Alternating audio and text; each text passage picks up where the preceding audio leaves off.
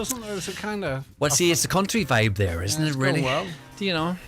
And your mate from Derry's in there as well, too. He's got a similar type of sound. Not quite that. He's a youngish fella, but he's got a deep voice. I see a lot of the other stations. You were saying to me like a couple of weeks ago when he was in the studio, like if he gets picked up and stuff, but there's a lot of the bigger stations playing this. What do you mean bigger stations? Well, see, that's why I was kind of stood there. Caroline, he's talking about bigger stations. Not bigger stations. No, well, you know what we're the number one radio stations, station in Ireland, don't you? That's where you work. This is where I work. Okay. But other stations have picked them up. Like what, 2FM? And not mentioning the smaller stations now. Stop that. You're digging me a hole. But that's why I kind of... my choice of words wasn't right there, you know. Terrible. It was terrible. Just dug a big hole. What's your plans for today? The plans for today, I'm going to go now prep for the show tomorrow. And then I'm going to prep for that? Yeah. Well, you know, I have to do something, you know. So I have to do the prep. I love it listening on the way in the morning. Well, we see, in all fairness... I have to say, you do listen because you pick me up on some of the songs that I play sometimes, so which is not a bad thing. We just chat about them. No, we know that. No, you don't pick. You're not picking holes, but you just aye. So I'm going to go to the gym then and stuff for a wee 40 minutes and stuff. And school tomorrow. Have you got 2 schoolgoers? Yeah. So notice for Garrett and I to school tomorrow, and he's super excited and that. And yesterday we sat on the computer and we were going through the lunches. Now, do you want potatoes and veg, your yogurt? What do you want for your snack? Yeah. And I let him pick his own lunch and stuff. Hudson's very excited for school, big school. And when does he start? Tomorrow. Oh, anyway, I would love to stay and chat, but you know it's what? 9 o'clock. It's exactly good, 9 o'clock. Bye. All right, good luck. Let's get a news update. It's over to Donna Marie Doherty. Thanks, Greg. Good morning. A radiologist reviewed scans for HSE patients through a company despite having his licence revoked in 2 countries after he was found to have misread imaging. The Irish Times reports that Dr. Sitar Kadem had his medical licence revoked by the Swedish medical regulator in June 2023, followed by the Norwegian regulator soon afterwards. The scans were those of Ophidia Ireland. However, it's unclear if the Letterkenny branch is affected. Molly O'Connor has more. Dr. Kadam is registered with the UK's General Medical Council and continued to read scans through a company called Hexamark in the UK until late last year. He provided radiology reports for Irish patients through Hexamark for diagnostic imaging company Ophidia Ireland until September 2024. Ophidia says it uses third-party teleradiology providers located outside of the state during times of high demand or reduced consultant availability. A report from the London-based Times says Dr. Kadam was found by the Swedish regulator to have made mistakes when reviewing patient scans, including missing a large blood clot, air trapped in a patient's lungs, bone abnormalities, a spine fracture, and misdiagnosing a bowel obstruction. Following the report, he was fired from his job at Hexamark and referred to the General Medical Council. A spokeswoman for Ophidia Ireland says he provided periodic reporting services for the company. The company commissioned an independent review of his work as a precautionary measure, but the review found that all reports were to a satisfactory standard, with no patient safety concerns identified. Bundoran Ornalai is again appealing to the public not to park in the yellow box outside its lifeboat station. The crew says a number of vehicles were left there yesterday, blocking access to the Ornalai Atlantic 85 lifeboat and a large Talis bendy tractor. A spokesperson says every second matters when someone's in the water and struggling to breathe. There's claims that Ireland's seaweed is being illegally harvested from protected coastal areas. Records obtained by the journal Investigate show some incidents have been confrontational, with harvesting also reported in special areas of conservation, including one in the northwest. Small amounts of seaweed can be harvested for personal use, gardening or home cooking without a licence, but commercial harvesting requires permission. The journal Investigate's Conor O'Carroll says regulators admit it can be difficult to establish the difference. Seaweed is a booming industry, and some predict that it could reach €22 billion globally by 2028. And traditional harvesters here have raised concerns about kind of the rapid commercialisation of the sector. And now our investigation has found that the regulator, Mara, is struggling to identify those accused of harvesting seaweed illegally.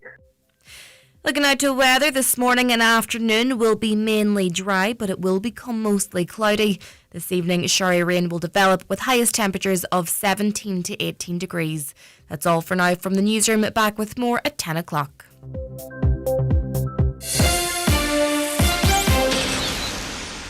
Apply online for learner permit and driving licence services, including renewals, updates, exchanges and replacements. It's easy and hassle-free. Visit NDLS online today at ndls.rsa.ie. Verified MyGov ID required. A message from the Road Safety Authority. The talk of the Northwest, the Greg Hughes Show on Highland Radio. Hello and a very good morning. Delighted to be with you for another day. This one, Tuesday, the 25th of August 2026, and you're welcome along to the programme. Coming up a little later on, Community Garda Information will bring you the very latest appeals and information from Donegal Gardaí first here on this programme. That and so much more besides. We want you involved in the conversation throughout. The phones were on fire yesterday. It's what we like to see. By the way, I still have some comments to catch up on from yesterday, so never feel your text is wasted. They're all read. We get the majority of them out on air. 086 60 25,000. That's the WhatsApp and the text number. 086 60 25,000. If you tuned in around the world, please feel free to get in touch. It's 003538660 25,000. You can always give us a call as well. The team waiting for your calls on 07491 25,000. And what else? Emails, comments at highlandradio.com.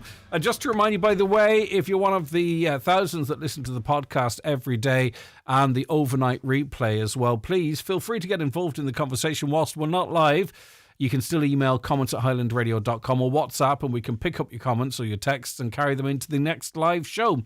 So even though you might be listening to this pre-recorded, you can still get involved. And of course, you can watch the show. We're live across YouTube, Highland Radio Ireland, on Facebook and on the X platform. Good to have you on board. Comment wherever you're at. Let's have a look at the newspapers and an update on Ireland's population. What would you say the Republic of Ireland population, that is? It's sitting now at 5.5 million, with more than 110,000 immigrants arriving. The population of the Republic increased by 66,900 people in the year to the end of April, rising to 5,525,000, according to CSO figures. An estimated 110,600 immigrants arrived in the state during the same period, the data shows. This marks a 12% decrease from the corresponding period ending April 25, but was the fifth successive 12-month period where more than 100,000 people immigrated to Ireland. Fewer people emigrated from the Republic in the year to April, with an estimated 62,000 people departing the state. This was a decrease of 5% when compared to the same period last year. So less people emigrating now. More than half of those who emigrated were aged between 25 and 44. 32% were aged between 15 and 24. So it is the young. About 48,000 more people arrived in Ireland than left, a decline of 11,600 people in the total for the same period a year earlier. Now, the number of immigrants arriving fell by 14,700 in comparison with the previous 12 months period. The total including 30,200 returning Irish citizens, which is important. It's a figure that's often grouped in and people think it's people from different countries that's coming in. 30,000 returning Irish citizens, 20,000 other EU citizens, 4,300 UK citizens, and more than 55,000 others. So of the majority of people that came into the country were either UK, EU or returning Irish, and 55,000 was a mixture of those coming in on work visas or for some sort of protection, I would imagine. On to the Irish Independent now, and the story's pretty scarce today, it has to be said. Justice Minister Jim O'Callaghan has confirmed that 158 people have been removed from the state for having criminal convictions up to the end of July this year. 158. It's more than was happening previously. Some might say it's not enough. The figure is just shy of the total numbers of criminals removed between 2021 and 2024 combined, when the yearly average removal was 43, so it is increasing. The numbers were provided by the Minister in response to a parliamentary question from Sinn Féin Justice spokesperson Matt Carthy. The data also shows that over a fortnight this July, 9 people were deported or removed from the state for criminality. This rivals the entire yearly deportation figures in recent years before the ramp up in removing criminals from the state. Mr. Carthy, the chairman of the Oireachtas Justice Committee, said the figures expose the failure of successive governments to actually utilise what is a provision within the EU law to deport people who have come into this state and engaged in criminality. I'm sure the Justice Minister would say things are improving. What isn't improving is the prospect of home ownership. And hope, sometimes they say it's the hope that kills you, but often it's hope really that gets us through. You start your working life, 25, 30, 35, and for many people in this country, and it's not the same in every country, it has to be said, home ownership is the big ticket item. But over half of under 35s now living in this country, or people from this country, fear they will never own a home. They just don't believe it's ever going to happen to them. So I'll read on here from the Irish Daily Mail. Over half of adults aged under 35 in Ireland believe they will never own a home, a new study suggests. A majority in that age group are now considering social housing and long-term renting amid ongoing housing pressures, according to the PTSB research. And as I say, the one thing about home ownership, and it's fantastic and it has security, but there is an argument for renting as well, because a lot of people say renting is wasted money, and I suppose to some extent it might be if you want a home, but you are paying for the luxury of, a house, a roof over your head and all of that. And there's a freedom to it. You can travel, you can up and leave and then come back, you can go to another county. You do anchor yourself with a house. It's a big decision to make, when you're 28. I'm anchoring myself here for the rest of my life. And I'm locking myself in into paying a mortgage until I'm 70 or 75 in some cases. I'm just saying there's a wider conversation there to be had. But reading on here, for those trying to buy a house now, 69% of all ages surveyed said they were most influenced by the price. The average cost of a house in Dublin is now €600,000, while nationally it is €438,000. Saving for a deposit remains the toughest stage for house hunters, with 47% saying it is difficult, although perceptions have improved compared with 58% last year. And buying a house now, and I really do feel we're at the top of the market or very, very close to it. When you look at the state of the world at the moment, there's other stories today that shows how reliant our economy is on two companies. Over a third of corporation tax in this country comes from two companies. And eventually something's going to give. The United States is now $40 trillion in debt. That's unsustainable. They're now entering a big trade war with Canada. And, that we're seeing now robotic companies, AI companies losing values, their shares falling dramatically. I'd be very reluctant to lock myself into a 35, 40 year mortgage at the current rates the houses are at, to be honest with you, because I can see them falling back really quite dramatically when I don't know. I'm not sure how many of you have been following the case of Lindsay Clancy in the United States. The defence team has rested its case in the Lindsay Clancy murder trial after eliciting days of testimony about her mental state before and after she strangled her 3 children. Prosecutors then began calling rebuttal witnesses in the trial, which is likely entering its final days. Closing arguments are expected to begin this week. The children were found in their basement of the family's home in coastal Duxbury, Massachusetts in the United States. Clancy jumped from a second-story window after strangling the children and remains paralysed from the waist down. She doesn't deny the crime, but she was trying to get help for a long time, and there were a lot of signs perhaps that maybe she was a very vulnerable adult. But obviously this story is going to resonate with the story of Andrew McGinley, the Donegal man from South Donegal, who would be very familiar to people listening to this show, but also people living in the county. The father of 3 children who were killed by their mother says he can empathise with Lindsay Clancy and her ex-husband over lies being spread on social media.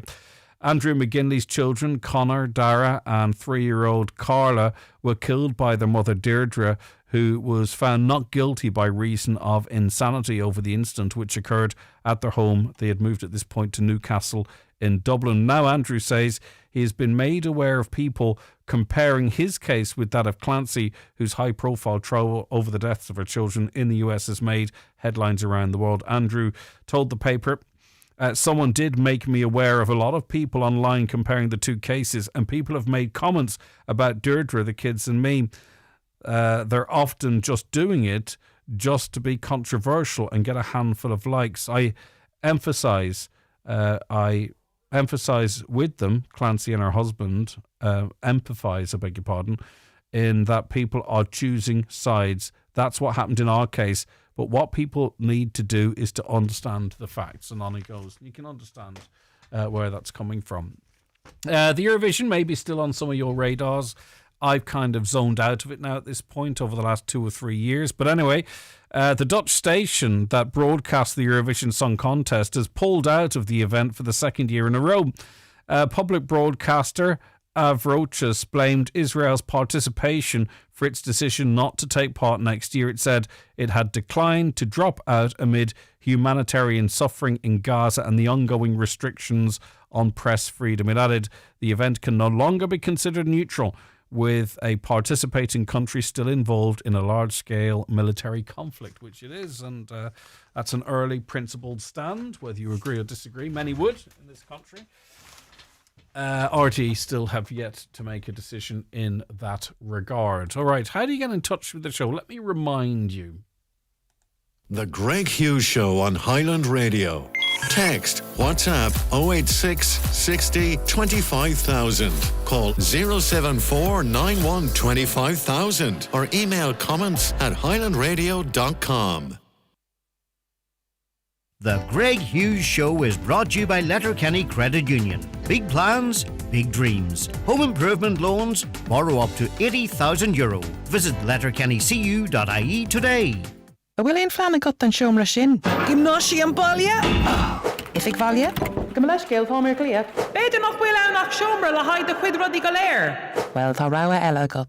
Bétá an seomra sin a ligan ar cias le mic léin. Tás a rognaíon an mac léin a éireann ditse. So grét a rialacha an tí rih ré, agus détá sús le €1,000 déag a hiilh séro cháin. Cuimhin go ríis ar an seomra sin, déon teagháil leis an go láiste á túla níis chun tuile óla se áil ó rialtas na hÉireann. Tána tí agus síos ile ar fáil ar revenue.ie.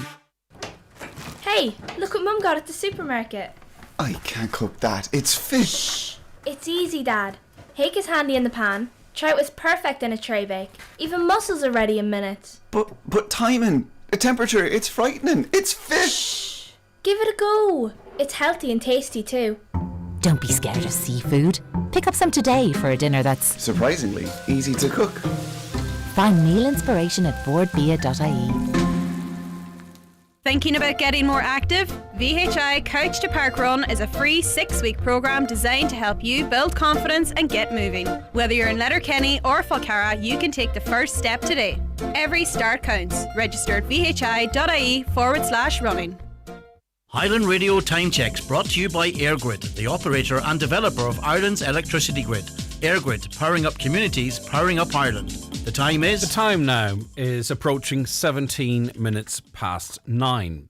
Now, Atheist Ireland is calling for equal access to a full day of school. Children who choose not to attend religious instruction should get, they say, a meaningful alternative class. Jane Donnelly is of Atheist Ireland and joins me on the show now. Good morning, Jane. Good morning. How are you? Good, and thanks so much for joining us. So what is the status quo at the moment across the country? Well, as you know, most children go to Catholic schools because that's the vast majority. But it is our national school system because they are national schools. So if you exercise the right says to not attend religious instruction. It says not attend, those words. But most children are left sitting in the class. They get no meaningful alternative. There's even at second level, no other subject is offered. So we think and we believe that children should get a meaningful alternative because they're getting less teaching time during the school day. They get 2 hours per week less teaching time. And what is the issue with giving them another subject? It's not just about resources. They use that excuse all the time. And we believe that they're just afraid, I think, the Catholic bishops and the state, that children will and parents will choose the other subject. We would like to see a subject such as philosophy or human rights or one of those. And there doesn't seem to be a reason for it. I mean, like, under the Constitution, all children have a right to access their local publicly funded school. So what is the reason for them not getting another subject? That we could move forward with this. I mean, I don't think there's any way that the state is going to open up multi-denominational or non-denominational schools in every town and village in the country. So children are going to continue, minorities, to access Catholic schools. Yeah, we did see from a recent survey that, the majority of parents who responded to that survey do want, the Catholic ethos of the school retained. So it is not going to change anytime soon. But is it not likely, Jane, to actually be down to resources, individual schools' resources, to put on an additional 2 hours of teaching, maybe a new course like you've mentioned? I mean, we do know how tight resources are in school. Maybe that simply is it, and they need more funding. Well, that's what they say it is. But the issue when we look at it in detail for us is that if you look at the Constitution, it says that legislation providing state aid shall not discriminate against schools under the management of different religious bodies, nor be such as to affect prejudicially the right of any child to attend a school and not attend religious instruction. So the not attending religious instruction is a condition of the state aid to schools. So we believe that it's a constitutional condition that children not attend. So that means they would be out of the classroom. So if we get that right, and we get that right given practical application on the ground, then the state would have to supervise children outside the class, which would cost money. So why don't they just provide another subject? What is the issue? In reality, though, are all children not currently being treated equally in our schools? Because you talk about a meaningful alternative to religious education, but if you're an atheist, if you're of that view, the religious education the majority getting is not meaningful either. So it's a level playing field as it stands. I'm not sure what you mean by that, because it's not. I mean, my point is, do you think there's any value to religious education? Well, not for Catholics it is. Okay. There's a value of Catholics, for us, but not for us. But Atheist Ireland, we don't have an issue with education about religion and beliefs if it's delivered in an objective, critical and pluralistic manner. But that is not on the cards.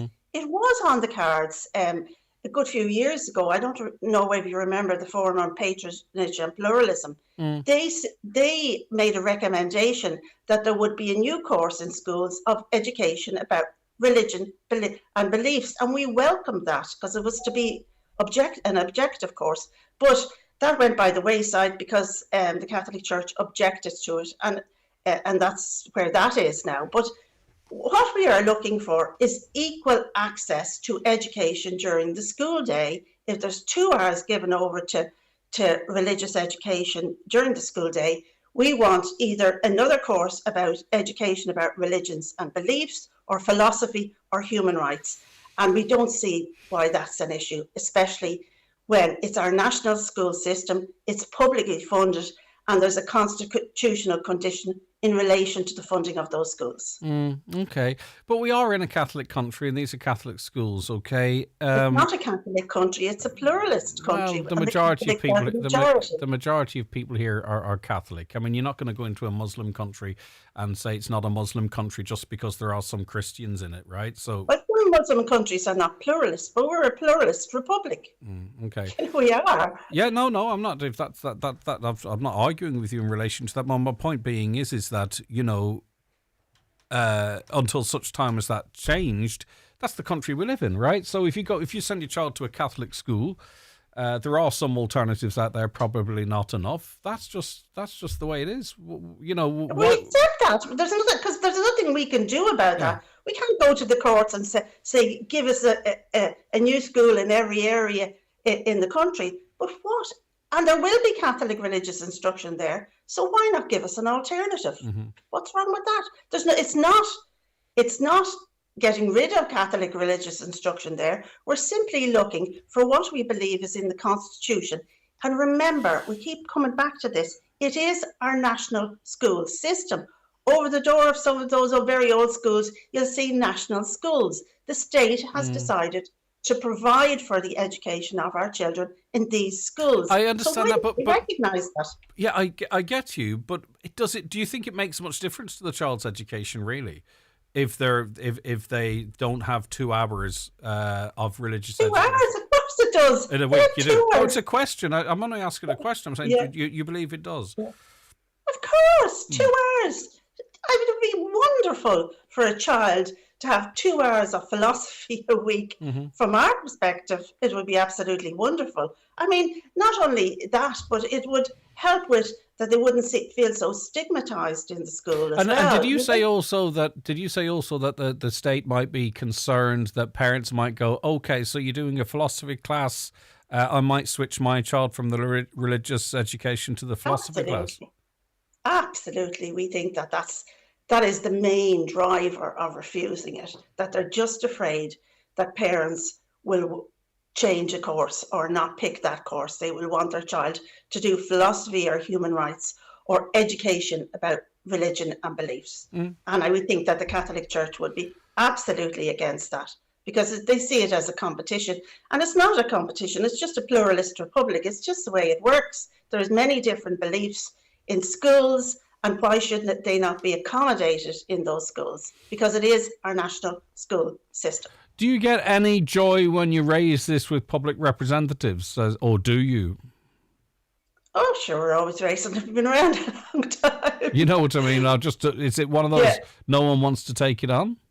Well, I tell you what we're going to do, because we don't think the system is going to change as it is, because we've been lobbying for an awful long time. But what we're going to do is we're going to take a case to the courts on the basis that we do not have access to an objective, critical and pluralistic education in schools. And that right is we have that right under Article 2 of Protocol 1 of the European Convention. So we are preparing that case at the moment. So that is our only way forward.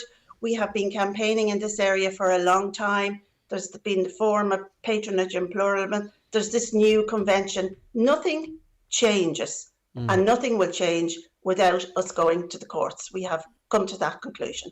Okay, thank you so much for your time. I do appreciate it. Have a wonderful day. Jane Donnelly there, who is of Atheist Ireland. What do you think? Straight in from a listener here. Jane says, this is Catholic Ireland and we have Catholic schools. If people do not want to go to these schools, that's their choice. If we go to a foreign country, we are not allowed to expect them to change their rules for us. Stop taking away our faith and heritage. See, I just know that I would comply with, the ethos of a school I was sending my children to, if the truth is to be told. I mean, is there for a child up until the age of 12, is there harm, even if their family is, is there any harm in them learning about another belief system? So atheism is a belief system, so you want them not to be polluted, or, maybe it's good if they hear one thing at home and another thing in the school. I don't know. I don't know what helps us grow and develop, or maybe that's a load of nonsense. What do you think anyway? Would you like to see an alternative like philosophy, etc., in national schools to what's already there at the moment? The Greg Hughes Show with Letterkenny Credit Union, powering your plans with fast digital loans. Apply online or through our app in minutes and get funds straight into your current account. Easy, quick and convenient. And our digital offering perfectly complements the friendly face-to-face service you know and trust. Looking for great food, stunning views and real value? Visit the Water's Edge in Rathmullen, where freshly prepared dishes are served in a beautiful waterfront setting. Open daily from 9 a.m. to 9 p.m. It's perfect for breakfast, lunch, dinner or a coastal break. With comfortable overnight accommodation and a warm Donegal welcome, it's the ideal place to relax, dine and unwind. Call 074 98 91352 to book your table or stay. The Water's Edge Rathmullen, where great food meets stunning views. Are you thinking about CAO offers and looking to explore all your options? ATU is hosting an information day on its Letterkenny, Galway and Sligo campuses on Thursday 27th of August from 11 a.m. to 2 p.m. Whether you need advice on offers, available places or alternative pathways, come along and chat with us. We're here to support you every step of the way. Find out more at atu.ie. ATU, your future is here. This Sunday night, Jackson's Hotel in Ballabafay is the place to be. Join us for the live Donegal GAA draw, where someone could walk away a massive €250,000 richer. And before the big draw, there's 4 €1,000 draws on the night. From 7 p.m, we've got a great night of entertainment lined up with live music, chat, spot prizes and plenty of crack.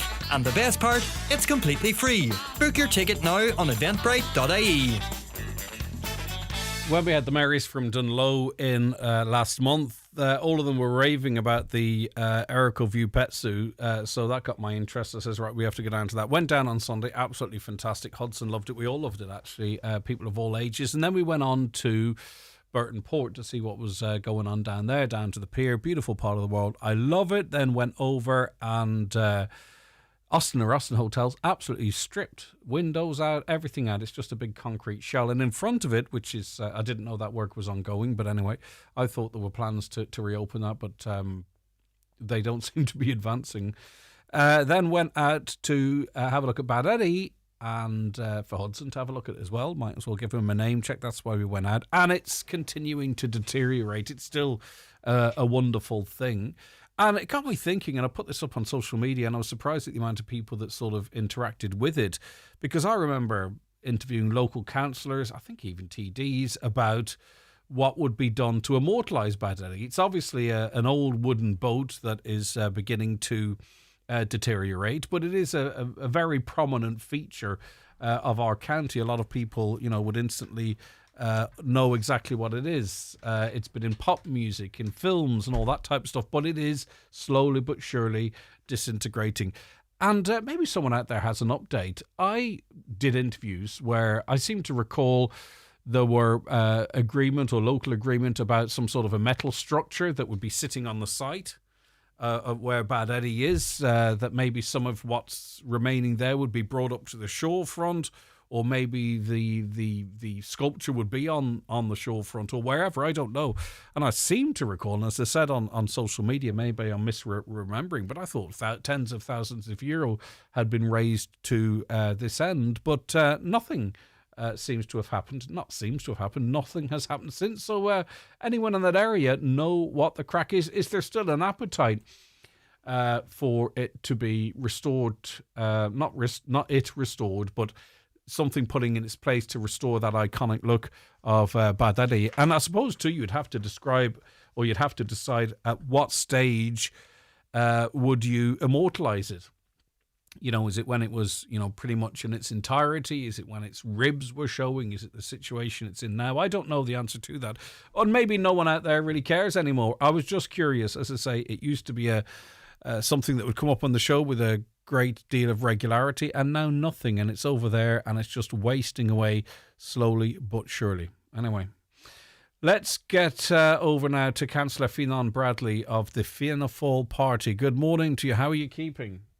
Good morning, Greg, and good morning to all your listeners. It's good to have you back on the show. Right, the public consultation for the new draft parking bylaws will begin on Tuesday, the 1st of September, and the bylaws can be viewed anytime from then until the 2nd of October.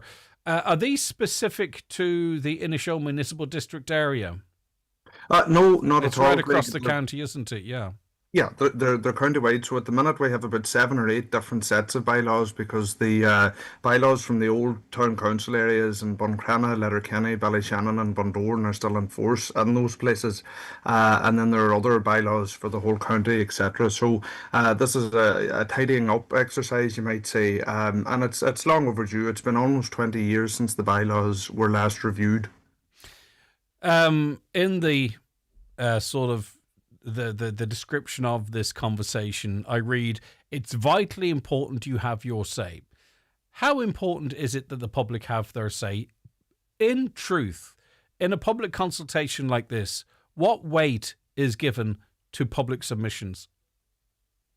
Well, this is my first time as a councillor, Greg, to go through a parking bylaw review situation or experience, but I will certainly personally give great weight to the public consultation. But and the to process, that are the made. council and the process, of course you will, a local rep, but the council and the process, how much weight is given to the public consultation? How can we convince people that it's just not a box-ticking exercise and that their views would genuinely be taken on board to adapt and structure parking regulation in this county? Well, my understanding of the process, Greg, is that following the submission closing date, which is the 20th of October, that a workshop will then be arranged in each MD with the members to go through the submissions. And following that, the bylaws for each MD will be adopted with the exception of Glenties, which doesn't have any pay and display parking. They'll be adopted by the MDs and then adopted at a plenary level.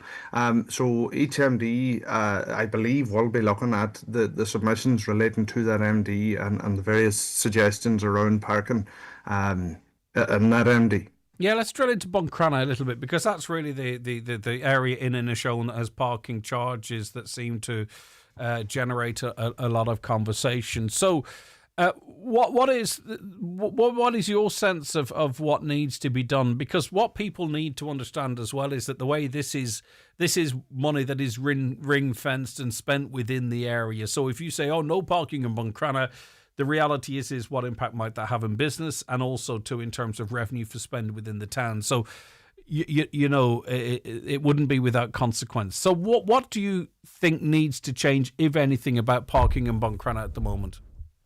Well, look, I mean, I'll go for the juggler straight away, and I'll say that our parking charges currently are too low. It's 50 cent to park in Buncrana at the minute. Now, if you go into any shop that sells any good or provides any service, you'll have very, very, very little that you'll be able to buy for 50 cent, such has been inflation and all the rest of it. Bearing in mind, that was the charge that was brought in, I think, back in 2007 by the Old Town Council. So I would like to see that charge increased to something more akin to what today's prices would be. Now, I don't want parking to get extortionate, and I would say and remind people that it was the businesses of Buncrana, and I can only speak of Buncrana because it's Buncrana I know about, that asked for parking to be introduced back in 2006 and 2007 because they saw a need for it, whereby people were parking on the main street all day, maybe getting into vans and heading away to work in other places, and it meant that their customers couldn't access their businesses because there was no parking for them. So that was the reason parking charges were brought in. And you've raised a very, very important point that I really do want people through the whole county to bear in mind when they are taking part in the public consultation, and that it's in towns like Buncrana, like Letterkenny, like Donegal town, the revenue that's raised is the only revenue that's ring-fenced by the council to be spent in those towns. With that in mind, what, say for instance, in Buncrana do we know was last year's parking charges spent on? What was the benefit to locals in Buncrana from the money gathered last year or the year before or the year before that? Yeah, so in Buncrana, our most recent profit was spent on renovating the old fire station on the Cockhill Road to convert it into an office and storage space for Buncrana Tidy Towns. So they now have full use of that facility, and that only happened because of the profits that we received from our car parking charges. Right, so you say they should increase. They're currently at 50 cent per hour or 2 hours or per visit. What does 50 cent get you at the moment?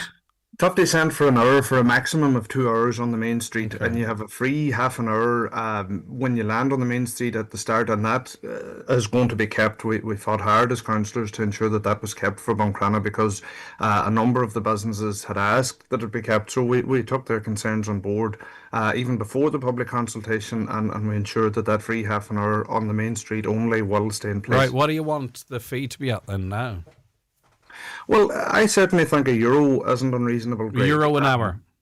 Yeah, €1 an hour. That's my humble opinion. That's not an unreasonable amount of money. It's not terribly expensive. It's still a good bit cheaper than if you went into Derry or Belfast or some other big shopping centre. So it's it's not terribly expensive. Our car parks as well. At the minute, it's $120 for the whole day in a car park, which is just far too cheap. So I mean that should go to €2, I would think, at least for the whole day, maybe $2.50. Do you think there should be all day parking in those car parks, or would you like to see them reduced to 2 hours a day? No, they have to stay as all-day parking, especially for people who work in the town, because they have to have somewhere to park. So, I have no problem with them staying all day. And there will be an option to buy a 3-month permit, a 6-month permit, or a full year's permit. And just while I'm talking about permits, one thing that is being proposed to be introduced for the first time is a carer's permit. And that's something that I'm very, very supportive of, because we all know people who are in need of care from loved ones and various different people and organisations. But quite often, if you're going to visit a loved one or if you're going to provide care to them, you can't get parked. So the proposal now is to bring in a carer's permit so that you would then be able to get parked, not exactly outside, but very near to the property that you're going into, and you would pay for that carer's permit as opposed to having to pay for parking every time you were there providing care. So at the moment, are the proposals that people have to have a view on? In other words, you talked about some proposals for on-street parking increase, car park parking increases, or is it a blank sheet of paper and you put in whatever you wish in relation to parking bylaws? No, so from this day week, next Tuesday, the bylaws that are being proposed, or draft bylaws, will be out in the open for all the public to view. And it's really submissions on those bylaws that the council is interested in getting. But if there are any other things, if there's anything that you can see when you're looking at the bylaws that's a glaring omission or something that just won't work or whatever, the public consultation from the 1st of September to the 20th of October, that's the time to tell us. That's when we need to be informed of your view and your opinion. So it's really opinions on the draft bylaws that are being proposed that are going to go out in public consultation this day. We were having this conversation about Letterkenny yesterday. Is it clear in Buncrana on the main street, is it a 2-hour maximum stay per day or per session? No, per day. Okay, very good. Per day, and it's one half an hour that you get per day as well too. And that is something that people contact me about regularly. They might go and get a newspaper at 9 in the morning and they leave at 9:15 and they come back at 3 and leave at 3:10. But when they get into the car at 3:10 we'll say 3:20. When they get into the car at 3:20, they discover they have a ticket, but they're saying, but sure, I wasn't there half an hour. But it's 1 half an hour per day. From the first time the warden sees you. So if the warden sees you at 9 o'clock, you're half an hour's up at 9:30 for that day. And is there anything else up for a public consultation in relation to parking around in Inishowen, or is it specific to Buncrana at this point? No, it's only Buncrana. Buncrana is the only place in D that we have pay and display parking, so it doesn't relate to. So in other words, it doesn't. Yeah, exactly. So it doesn't. You can't go in and propose parking charges for Carrigans, for example, so that they can ring fence money for the tidy towns. That's not how it works. No, and there seems to be no appetite for the introduction. And I'm not trying to start one either. It was just so everyone understands. Yeah. Sometimes it might seem obvious and it's not always as obvious. Right, so as it relates to Buncrana, you have from Tuesday the 1st of September to have your say up until the 2nd of October. They will be online, but also on display in the Buncrana Library during this time. Yeah. Thank you very much. Have a lovely morning. Look after yourself. Right. There you go. I mean, you can have your say here now. This is our public consultation, and we give it a great deal of weight. Would you be in for those parking charges to increase? get scrapped. The half an hour, what do you think about that? Let us know what you think. Religion in school. Lots of you texting in, actually. I didn't realise this would be one of those subjects that would get so many of you talking, which is stupid of me, really, when you think about it. They should be educating our children, not spending time on religion. Parents should be doing it, or let them decide when they're older. A judge said in the case that teaching one religion in a classroom was a form of brainwashing. I would love to know what that woman does on Christmas Day, St. Patrick's Day, or if her friend is getting married in a Catholic church, would she be looking for an alternative option on those occasions? Another, you're correct, Greg, whether she likes it or not, we are predominantly a Catholic country and a Christian country. Catholic and Protestant, practically every county has Protestant schools. Why doesn't she send her kids there? That doesn't fit her anti-Catholic narrative. You see, well, we're all Christians. If you are a Christian, if you're not a Christian. This is not about Catholicism. It's about atheism. It's about having no religion.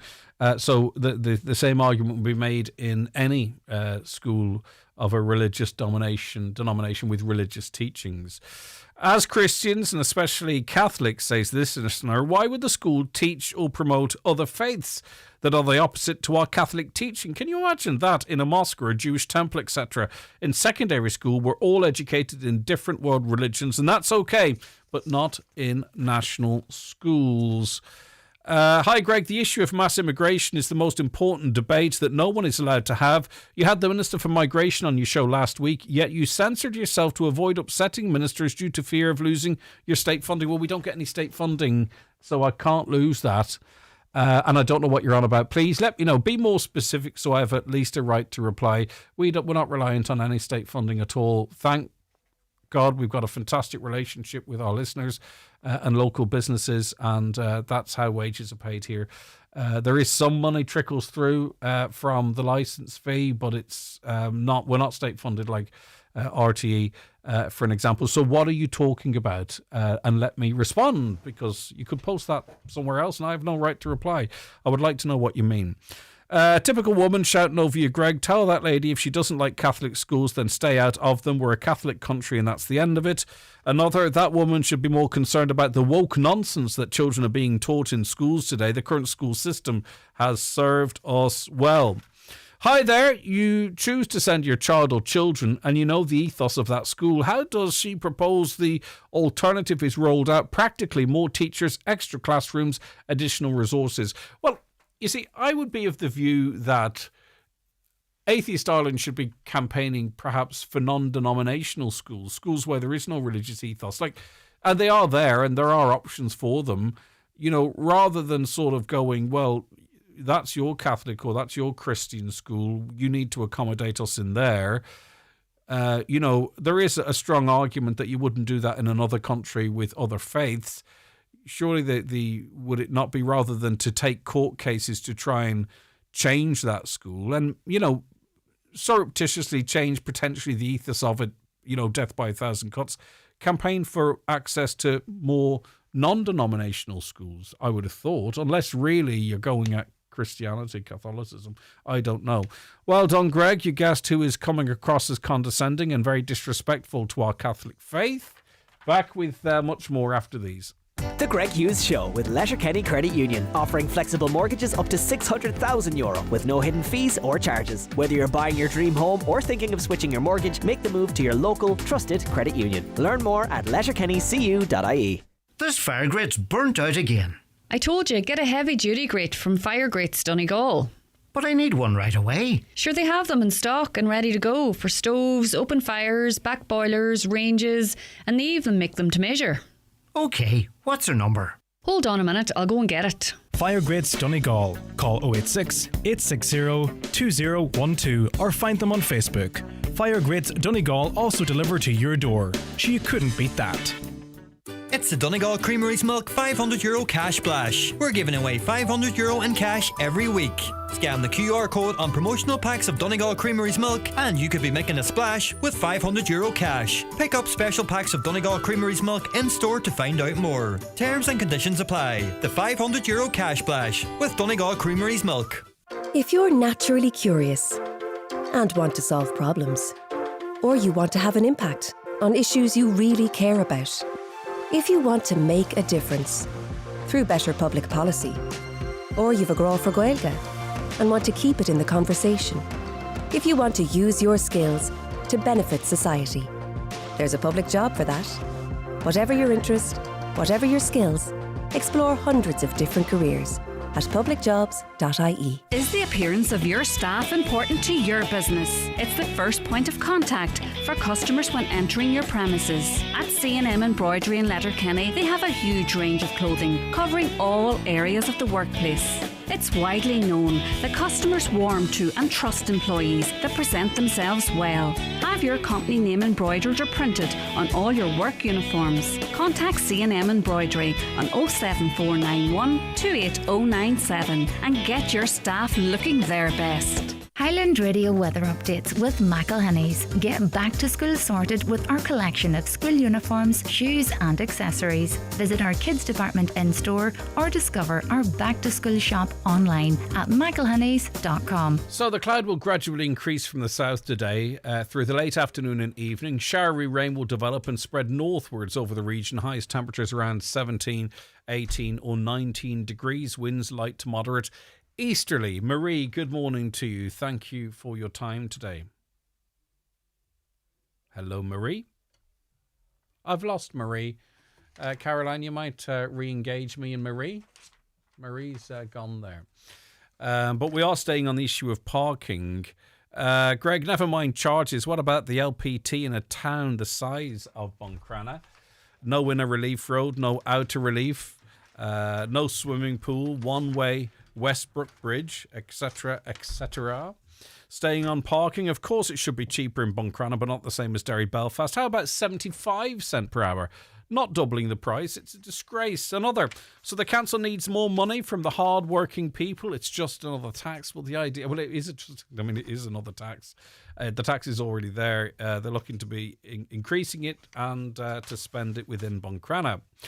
Ireland is 99% Roman Catholic country. Well, it's not, but I take your point. It is majority Catholic. It's not quite that high. Staying with that issue, my opinion on philosophy in schools. If you choose to send your child to a Catholic school, then you accept what's taught there rather than going in and trying to change it. Back to parking here. Sorry to be jumping from one issue to another. Any wonder town centres are suffering, Greg, and are dying on their feet? Simple. If you pay for the space and term, whether it be an hour or all day, there shouldn't be restrictions. But I know where you're coming from, but we do have to be realistic. So if I park outside a shop on Buncrana Main Street, I have to say it's a beautiful, vibrant area for shopping, for coffee, vapes. If you want to park to get something, you want to be able to nip in and out, or even for an hour stay if you want something to eat. If I were to pay to park there all day outside a business, of course I'm paying my way. But that business could be disadvantaged because another customer who wants to shop in there is not able to get in there. So it is a tricky one. Greg, I bought my first house when I was 23 in 1985 and I was told I was mad. But my father said you have to look forward, not back. And I'm glad to listen to him. Yes, indeed. And you know what? Buying a house or building a house in 85, the proportion of the cost of the house versus the yearly wage, even like...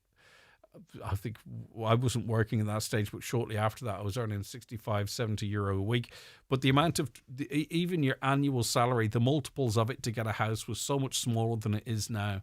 It's so difficult for young people now earning, 30,000 a year, which is it's a good wage, but a house could be 300,000 euros. So that would be, 10 times what their annual salary is now. So even say you were earning 70 grand, say you were earning 17,000 euro in 1990, and a house, you could have got a key in the door house, 4-bedroom bungalow. I think I saw a quote at one point for 68,000 euro.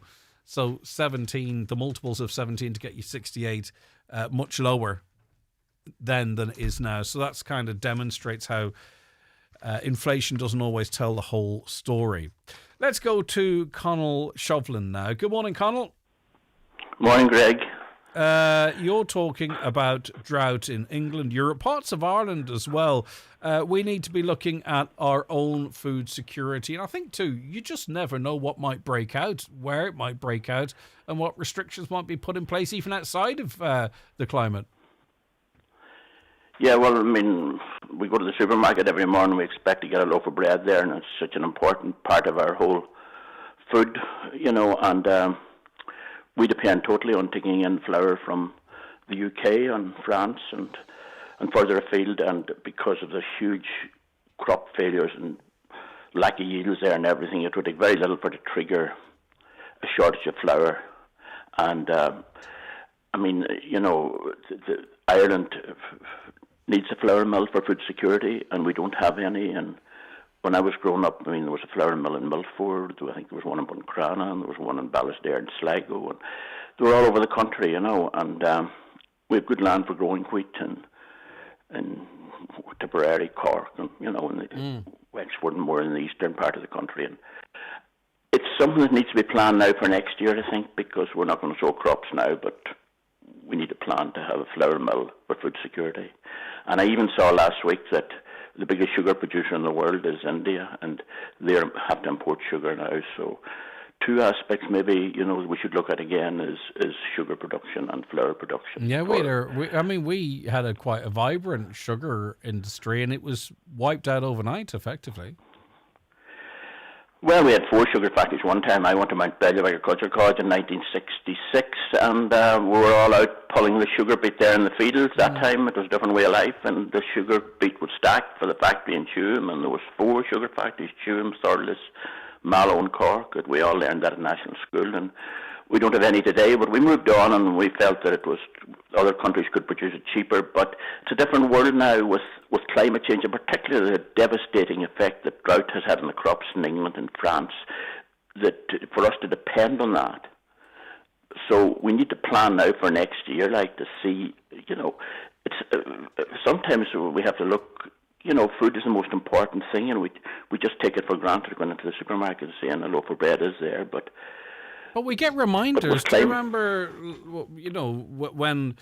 when the lorries grind to a halt, how quickly the supermarkets empty out? I mean, it's 1 or 2 or 3 days, really, we plan it ahead. It's crazy how quickly things can run out. Yeah, and it is a fact, that the crops... some people have different views on climate change, but it's a fact that the crops were devastated in the UK. And UK is 60 million people, and if we have to get flour from there, it's difficult for them to have enough for themselves, probably, for food security. And France is the same, and Romania is the same, and then the war in Ukraine, which was the food basket of Europe. So, but we don't have an excuse really for not to have food security, because there's only 5.5 million people. We have a lot of good land, and we have a lot of very good cereal farmers, grain farmers, and it's easy for them to grow wheat, and wheat is ground into flour, so it makes a lot of sense, I think, but it needs to be an issue like it. I think it needs to be a political issue, and I think it needs to be an issue that's looked at now, that we look to the new growing season next March and the harvesting season next August to put something in place for that. Yeah. That food security is an issue because of what's happened in the UK and throughout Europe, and then the war in Ukraine. Other things are important, but what is more important than food security? Very little, because we know that. Our history tells us that when the potato crop failed, and we, other food that would have sustained us was taken from the country. Look what happened. Yeah, we have no reserve stocks at all. Imagine in difficult times when people were poor. The boats came in up the Swilly to Milford to make the flour, white heather flour. I remember it well. And then up the road in Ballisdare, Pride of the West. It was in every shop that you went to. That was just, they had flour mills at a local level, but if we can't have 1 or 2 at a national level now, north and south, Yeah, it's an interesting point. It certainly makes sense to talk about it anyway, and thanks for giving me the opportunity to mention it. I appreciate it. Listen, thank you so much for your time. Look after yourself. That's Connell Shovlin. And as I say, was it as a result of, when, look how quickly even petrol and diesel stopped being made available when there was a short strike, short protests, when the snow hit. Bread was like gold dust in a day or two. So, yeah. Maybe, though, there's probably still many of you out there with 7 or 8 loaves still in the freezer wondering what you're going to do with them. Right, coming up after 10 o'clock, we've got Community Garda Information, and there's so much more coming up. Stay where you are. We're going to take a break now for the news.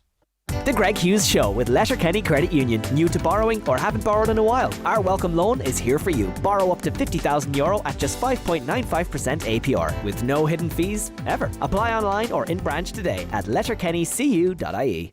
At Fleming's, we take great pride in having provided quality steel and roofing to all our customers throughout Ireland since 1860. Tell them about the doors, John. OK, Mike. We also provide a full quality range of doors, industrial doors, garage doors, roller doors, insulated doors. Thanks for that, Mike. No dramas, mate. Fleming's, engineering solutions for 150 years. Call us now on 074 91 48 234. You parked perfectly first try. One smooth, flawless movement. And now you're sitting there for a second, just enjoying the moment, like you won something. That's human. At Unpust Insurance, we believe in being a little more human about car insurance. We know how important it is to stay protected on the road. Head to unpustinsurance.ie today for your car insurance quote. We're human about insurance. Acceptance criteria, terms and conditions apply. One Direct Ireland Limited trading as Unpust Insurance is regulated by the Central Bank of Ireland. One Direct Ireland Limited is a wholly owned subsidiary of Unpust. Bordnamona is now BNM. But while this has meant great change for us, some things are still the same. We're still an energy company. And we're on a journey to build a model future for Ireland by providing a source of renewable power. Homegrown by the sun that shines on our lands and the wind that blows across it. Power for our communities, power for our economy, power for our progress as a nation. BNM, where progress gets its power. In the market for a quality used car? Then make your next stop to Heron Auto in Donegal town. With a wide range of manual, automatic, hybrid and electric models in stock, there's something to suit every driver and every budget. Plus, every vehicle comes with the remainder of Kia's outstanding 7-year warranty for added peace of mind. There's never been a better time to drive a Kia. Visit Heron Auto Donegal town today. Drive with confidence. Drive with Heron Auto. Live, on air, online and on the Highland Radio app. This is Highland Radio News. Good morning, it's 10 o'clock. Donald Kavanagh at the news desk. Police in Derry and Strabane say they've received reports of scam activity, including one incident in which £20,000 sterling was lost. The fraud appeared to be a genuine business investment, but was in fact a scam. With more, here's Donna Marie Doherty. The PSNI is warning the public that scams come in many different forms, with some made to look completely legitimate. People are being urged to stop and check who they're communicating with before handing over any money, and to ask themselves whether an offer looks too good to be true. The PSNI says investment scams can often appear to be a way of boosting savings, but may involve high-risk investments with limited regulation or safeguards. Anyone who's lost money or has been targeted by a scam should report it to Action Fraud, contact police on 101 and notify their bank immediately. Suspected fraudulent texts can also be forwarded to 7726. It's emerged a radiologist reviewed scans for Irish patients through a company despite having his licence revoked in 2 countries after he was found to have misread imaging. The Irish Times reports that Dr. Sattar Kadam had his medical licence revoked by the Swedish medical regulator in June 2023, followed by the Norwegian regulator soon afterwards. The scans were those from Ophidia Ireland. However, it's unclear if the Letterkenny branch was affected. Molly O'Connor has more. Dr. Kadam is registered with the UK's General Medical Council and continued to read scans through a company called Hexamark in the UK until late last year. He provided radiology reports for Irish patients through Hexamark for diagnostic imaging company Ophidia Ireland until September 2024. Ophidia says it uses third-party teleradiology providers located outside of the state during times of high demand or reduced consultant availability. A report from the London-based Times says Dr. Kadam was found by the Swedish regulator to have made mistakes when reviewing patient scans, including missing a large blood clot, air trapped in a patient's lungs, bone abnormalities, a spine fracture and misdiagnosing a bowel obstruction. Following the report, he was fired from his job at Hexmark and referred to the General Medical Council. A spokeswoman for Ophidia Ireland says he provided periodic reporting services for the company. The company commissioned an independent review of his work as a precautionary measure, but the review found that all reports were to a satisfactory standard, with no patient safety concerns identified. A public consultation on new parking bylaws gets underway on this week in Inishowen as part of the first major review of the issue in the county in 20 years. People are being urged to contribute to the process and make their views known over the 8-week consultation period. Inishowen Councillor Fionn Bradley says the process is an important one, particularly as the revenue raised through the charges is ring-fenced and spent in the area in which they're raised. He says, in his view, part of the process of the review should see parking charges in Buncrana increased. €1 hour, that's my humble opinion, that's not an unreasonable amount of money. It's not terribly expensive. It's still a good bit cheaper than if you went on to Derry or Belfast or some other big shopping centre. So it's it's not terribly expensive. Our car parks as well. At the minute, it's $120 for the whole day in a car park, which is just far too cheap. So I mean that should go to €2, I would think, at least for the whole day. Bundoran RNLI is again appealing to the public not to park in the yellow box outside its lifeboat station. The crew says a number of vehicles were left there yesterday, blocking access to the RNLI's Atlantic 85 lifeboat and a large Talis bendy tractor. A spokesperson says every second matters when someone is in the water and struggling to breathe. There are claims that Ireland's seaweed is being illegally harvested from protected coastal areas. Records obtained by the journal Investigates shows some incidents have become confrontational, with harvesting also reported in special areas of conservation, including one in the northwest. Small amounts of seaweed can be harvested for personal use, gardening or home cooking without a licence, but commercial harvesting requires permission. The journal Investigates' Conor O'Carroll says regulators admit it can be difficult to establish the difference. Seaweed is a booming industry, and some predict that it could reach €22 billion globally by 2028. And traditional harvesters here have raised concerns about kind of the rapid commercialisation of the sector. And now our investigation has found that the regulator MARA is struggling to identify those accused of harvesting seaweed illegally. This morning and afternoon will be mainly dry, but it will become mostly cloudy. This evening, showery rain will develop. Highest afternoon temperatures today 17 or 18 degrees Celsius with light to moderate easterly breezes. That's Highland Radio News. We're back with news headlines again at 11 o'clock. Check all of today's news on highlandradio.com. But for now, from the news team, good morning. The obituary notices this Tuesday morning, August 25th. The death has occurred of John Parry, Hornhead, Dunfanaghy, County Donegal. House private to family, neighbours and close friends only. Funeral service will take place tomorrow at 3 o'clock in Holy Trinity Church, Hornhead Road, Dunfanaghy. Burial afterwards in Old Clondahorky Church Graveyard, Dunfanaghy. Family flowers only, please. Donations in lieu, if desired, to the Irish Coast Guard or RNLI, care of any family member or James Harkin, Funeral Director. The death has taken place of Michael Dugan of Upper Keeldrum, Gorta Hork, reposing at his home today and tomorrow from 12 noon until Rosary at 8 o'clock. House private after the Rosary and on the morning of the funeral. Funeral Mass will take place on Thursday morning at 11 o'clock in Chack Pubble Creashtry, Gorta Hork, with burial afterwards in the adjacent cemetery. The Funeral Mass can be viewed live on Kieran Rorty, Funeral Director's Facebook page, and via MCN Media. Family flowers only, please. Donations in lieu to Fulcara Community Hospital, care of any family member or Kieran Rorty, Funeral Director. The death has occurred of James Hutton Ben Duff Carndonna. James's remains will repose at his home today from 12 noon until 9 o'clock. Funeral from there tomorrow morning at 10:20 for 11 o'clock Requiem Mass in the Sacred Heart Church Carndonna, followed by burial in the adjoining cemetery. The Requiem Mass can be viewed live at carndonnaparish.com. The death has occurred of Mary Frances Doherty, ní Crumlish, Chack na Cran, Carnagarv Moville, and formerly of St Finian's Park and Sunnyside Ballynally Moville. Mary Francis's remains will repose at her home today from 12 noon until 9 o'clock. Funeral from there tomorrow afternoon at 2 o'clock for 2:30 Requiem Mass in St Pius X Church, Moville, followed by burial in Ballybrack Cemetery. Requiem Mass can be viewed live on movilleparish.com. The family home is strictly private to immediate family only, please, on the morning of the funeral. Family flowers only, please. Donations in lieu, if desired, to Dunshaney House Disability Unit, care of any family member or Eamon McLaughlin, funeral director. The death has taken place of Martina Rafferty nee McGee of Newton Fulcara. Her remains will repose at her parents' home, Ballina, today and tomorrow from 11 a.m. to 9 p.m, with rosary both nights at 9 o'clock. House private after the rosary and on the morning of the funeral, to family and close friends only, please.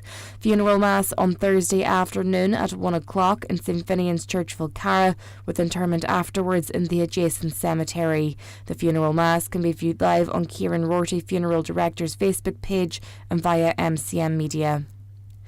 The death has occurred of Anthony McDade, Mahermore Clonmany, reposing at his home. Funeral from there on Wednesday morning at 10:30, going to St Mary's Church, Clonmany, for Requiem Mass at 11 o'clock, with interment immediately afterwards in the adjoining cemetery. The funeral Mass can be viewed live on churchservices.tv. Family time from 11 p.m. to 10 a.m.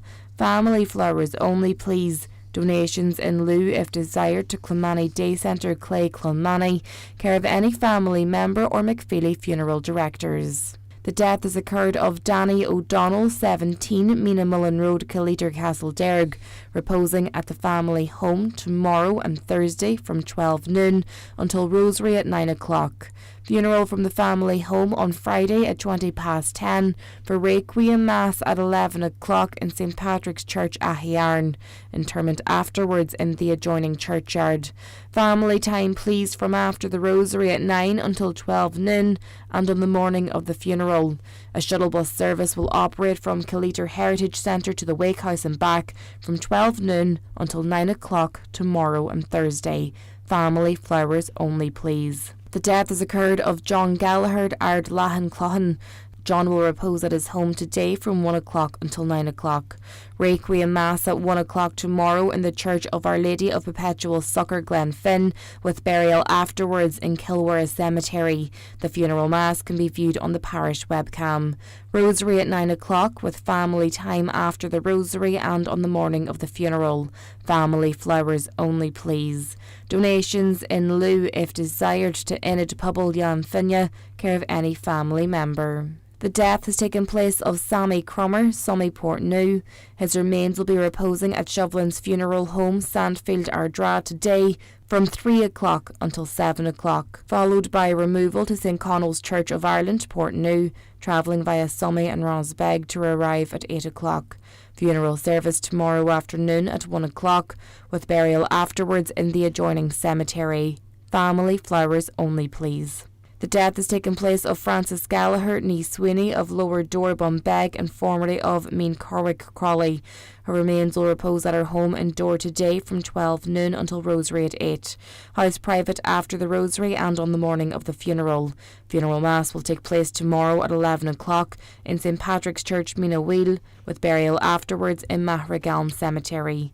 The funeral Mass can be viewed live on Kieran Rorty, funeral director's Facebook page and via MCM Media. For family information and more details regarding wakes and funerals, please go to highlandradio.com. Highland Radio. Were you in a mother and baby institution? If so, now is the time to apply to the payment scheme. You won't need to know exact dates or speak about your experience in detail. Everything you share will be treated confidentially, with respect, and we're here to help you through the process if you need it.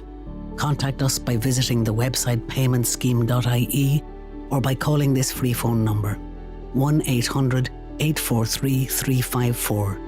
That's 1-800-843-354. A message from the Government of Ireland. Yeah, just listening to that advert, there's a very low uptake in people applying for that money that they're entitled to through the Mother and Babies Home Scheme. There's 800 million sitting there, and only about 8 million of that has been paid out, or is it 80 million has been paid out so far. I think you know the payment is about €15,000 on average, but I wonder why there is such a low uptake. Maybe you would qualify for that scheme, and I wonder why you're not. Is it the stress of revisiting the whole situation? They have gone out of the way to make it as less stressful as possible. I just wonder, is it not worth the hassle for the money that's there, or there's a lack of understanding, or you're concerned about the forms? The reason I say it is that I just want to make sure that if there's something I need to be doing, we need to be doing as a programme to help people through that process, I'd be very willing to do it. As I say, you know, far better that money would be. It's not going to change anything per se. It's not going to take away what a person has gone through. But far better for me if it were in the pockets of those that are entitled to it, rather than it going back into the state coffers. So if there is a reason as to why you're not engaging with the Mother and Babies Home scheme, please let us know. And if there's anything we need to do to get information out there, let me know. Maybe it's about IT literacy or whatever it might be, or maybe just feeling that the amount of money that's there is not worth the pain of going through it again, so to speak. Right, we would talk, by the way, Community Garda Information coming up after the break. It's shocking that a small island like ours with great agricultural land is not able to produce enough food to feed its own population. Instead of growing crops, we're using the best valuable agricultural land for solar panels or data centres. Common sense is severely lacking in Irish political and civil servants. Do we not grow enough food to feed the population? I mean, we are big exporters. You know, we can't eat all the meat we produce. In terms of grain and what have you, I don't know what the situation is there and how quickly we could turn things around if we needed to. But I think we could feed our own population if we want to. We just don't choose to do so at this time. Religion and parking, believe it or not, the two issues that I've got you talking this morning. How do you know someone is atheist? They seem to say it all the time. It's similar to someone saying that they're a Protestant, Buddhist, Muslim all the time. You don't hear that. Why do atheists have to shove it down your throat? In fairness to our guest, she's an atheist and she has to declare her atheism because she's talking about having an alternative class for atheist children in schools. I know where you're coming from. You know, how do you know a vegan's a vegan? They'll let you know really quite quickly. And I don't mean that with any disrespect to vegans, but it's the type of thing you hear. Just listening to the atheist lady talking, and straight away the only saying comes to mind: empty vessels bang the loudest. It's a Catholic country, where whether she likes it or not, but it is a pluralist country that is enshrined in the Constitution, so we give equal weight to all religions and none apparently. With the greatest of respect, pay for your own schools if you want it. Catholics have built and paid for these schools with a little funding from the state. Another simple answer: don't go to a Catholic school. There are Educate Together schools everywhere now. Another listener says, children don't choose, parents do. Stripping poor children of their faith will leave a very poor society with no compassion. Back to parking. Disabled parking spots, Buncrana, are almost impossible to access because they're restricted in size, and in particular, the one across from St Mary's Hall. The size needs to be increased to allow disabled people more mobility to manoeuvre the car into the space properly. Very good point. You know, you can sort of say disabled parking spot, tick, but that doesn't tell the full story of its usefulness. Why does Glenties get free parking? What's the story there? There's a couple of councillors down that part of the world. If they want to opine on that, let us know. I don't hear any big calls for paid parking in those areas, but anyway. Housing. What's caused such inflation in house prices? I watch house prices very carefully, and there's no explanation other than greed. Homes in Donegal, which were once worth about 150,000, are now selling for 350, simply because we have a housing crisis and people are afraid of buying defective blocks. So they're spending this on 4 walls and then having to spend another €100,000 to upgrade the house. It's mad. I mean, Donegal's still one of the cheapest places in the country to buy a house. It's not far behind Leitrim and a couple of other places. And whilst we've seen a dramatic increase, we're coming from a very low level. The reality is supply and demand. If you've got 5 families in one house and they all want a house, the person selling the house says, well, hey, whichever one of you has deeper pockets gets the house. And it's as simple as that. We're not building enough houses for the demand, and it's driving up the prices. I don't think it's greed. I think it's, it's what your house is worth. Your house is, the market tells you what your house is worth. You don't sort of go, I mean, if you have a house worth 200 grand and you put it on the market for €600,000, it's not going anywhere. It's going to sit there on the market because no one's going to pay for it. So it's the market really, rather than greed, I think, that sort of sets the tone there. We were talking about parking in Letterkenny yesterday because we had a local businessman who, listen, it's not the end of the world, but they believe that sometimes parking attendants can be a little bit too thorough. It can be a little bit too quick to whip the ticket out. I think it's ridiculous that shop owners on the main street of Letterkenny don't get a permit. Also, myself as a customer, when I go to get a ticket and the machine is out of order, what then? Yeah, there's another one up the street, but I get your point. A guard would tell you straight away why you're booked. The sticker on the machine was half missing. I didn't know how much it cost. I put in €1 and was 10 minutes over the hour, and he booked me. I appealed it and he didn't agree. I showed him this and he said it's my fault. The people who parked in disabled parking in shopping centres are the worst, and they never get parking fines because they're in a private car park. When challenged, they say, I'll only be a few minutes, but the blue badge person is nowhere near the shop to park. Another caller says, how many loading bays are there on Lower Main Street, Letterkenny? There are none. This is part of the problem there. We at County Dry Cleaners are in business nearly 50 years, and there are only double yellow lines right outside our business, which you'd feel hard done by, wouldn't you? There are HSE workers in and out a few times a day, and they're getting a ticket. We need loading bays, and all it would take is 10 minutes to do deliveries. Interesting. And I think that conversation really has widened out to the structure of parking on our main streets in Letterkenny. There seems to be a particular problem with loading bays, too small, too restrictive in terms of time. Businesses that should be entitled to have people park even if they pay outside their businesses, but having double yellow lines, to what end? Yeah, I can see the frustration.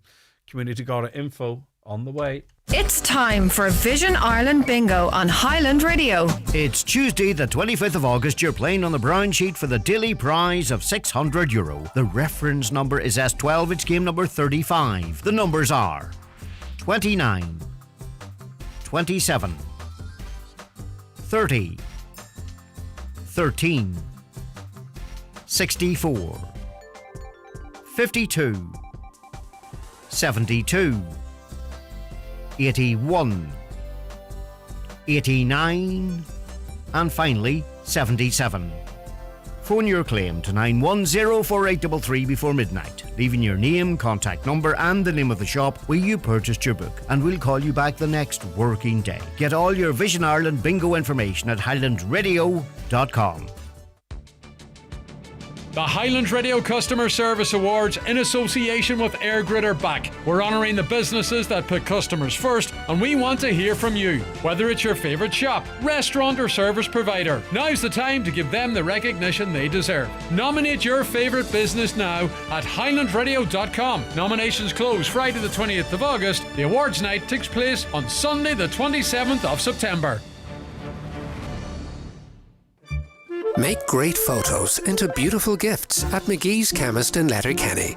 Different gift ideas include canvas prints, freestanding or ready-to-hang art blocks, and personalised photo books perfect to mark any occasion. Also, there's jigsaws, calendars, mugs and much more. For details, visit mcgees.ie. Turn your favourite moments into something truly special with McGee's Chemist, Letterkenny. See our new range of comfortable storage beds now on display at Restex Beds, Mountaintop, Letterkenny. Combine luxury and comfort with clever hidden storage and free delivery and assembly on all our products. Restex Beds. leave the rest to us. The Greg Hughes Show is brought to you by Letterkenny Credit Union. Big plans, big dreams. Home improvement loans, borrow up to €80,000. Visit letterkennycu.ie today. The Community Garda Information Slot is brought to you by Sheridan Security Systems, monitoring homes and businesses in the Northwest for intruder, fire, panic and medical signals. Call Sheridan Security on 91 26025. 21 minutes past 10 on this Tuesday, the 25th of August. It's time for Community Garda Information. Our guest this week, Garda Fina McManamum, Letterkenny Garda Station. Sorry, it's the joined up writing has thrown me here. My apologies. Right, okay, let's get straight into it. And we'll start with an appeal in relation to a road traffic collision, Fina. Yeah, Greg. So Gardaí are appealing for witnesses following a two-vehicle road traffic collision that occurred on the N13 between Bridgend and Manor Cunningham at Burt on Tuesday the 18th of August. Gardaí and emergency services were alerted to the collision at approximately 5:30pm. One driver, a male aged in his 20s, was brought to Letterkenny University Hospital with serious injuries. The other driver, a male in his late teens, was also removed to Letterkenny University Hospital with serious injuries. Gardaí are appealing to any road users who were travelling in the area between 4:30pm and 5:30pm who may have witnessed the collision or who may have dashcam footage to come forward. Anyone with information is asked to contact Buncrana Garda Station on 074 932 0540 or the Garda Confidential line on 1800 666 111. Going to Clonmany now and the theft of a quad being investigated. Yes, so Gardaí are appealing for information in relation to a theft incident that occurred in the area of Donaff, Clonmany between 3pm on Sunday the 16th of August and 1pm on Wednesday the 19th of August. A red Honda 520 quad, a 2020 model, was stolen from the rear of a property in that area between those times. We appeal to anybody who may have observed any type of suspicious activity, peoples or vehicle in that area between those dates to get in touch with Gardaí.